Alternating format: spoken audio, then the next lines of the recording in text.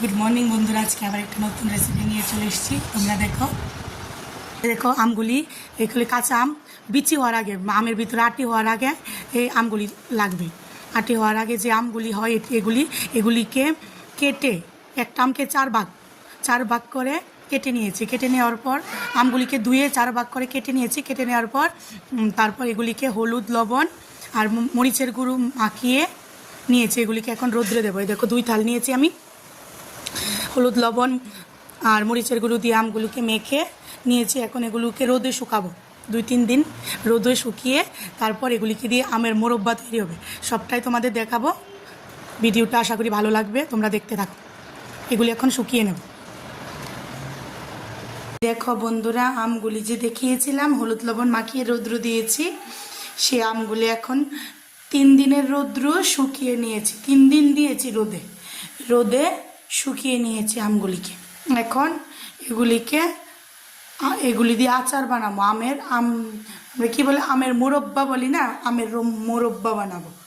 সবটাই তোমাদেরকে দেখাবো। আজকে মোরব্বাগুলি বানিয়ে নেবে, কারণ বৃষ্টি শুরু হয়ে গেছে। আজকে না বানালে না হলে গন্ধ হয়ে যাবে আমগুলি। দেখো এখানে জল বসিয়ে দিয়েছি, জলের মধ্যে দিয়ে দেবো গুড়। বন্ধুরা, আমি গুড় দিয়ে দিয়েছি জলের ভিতরে।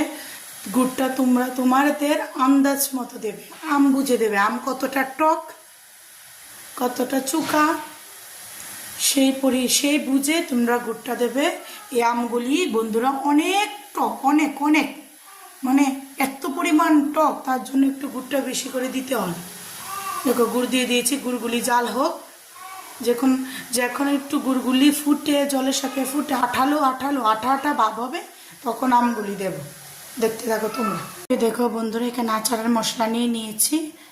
আচারের মশলা কিভাবে বানাই, আমি তো একবারে বেশি করে বানিয়ে রাখি, যখন আবার বানাবো তখন আমি আবার তোমাদেরকে দেখাবো কিভাবে আমি আচারের মশলাটা বানাই। এখানে আগে একটু আচারের মশলা দিয়ে দিয়েছি, তারপর আমগুলি দিয়ে দেব।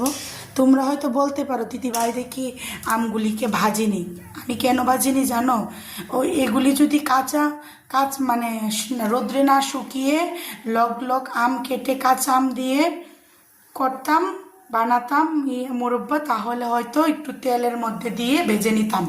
যেহেতু আমি আমগুলিকে রোদ্রে শুকিয়ে নিয়েছি ভালো করে, সেহেতু আমি এগুলিকে ভাজবো না। যদি কাঁচা লগ কেটে হলুদ লবণ মাখে কাঁচা করতাম তাহলে ভেজে নিতাম। এখন আমি ভাজবো না, দিয়ে দেব এখানে গুড়ের মধ্যে দিয়ে দেব। সাথে আমগুলিকে মিশিয়ে দিয়েছি। এখন ঢাকনা দিয়ে দেব, সেদ্ধ হবে।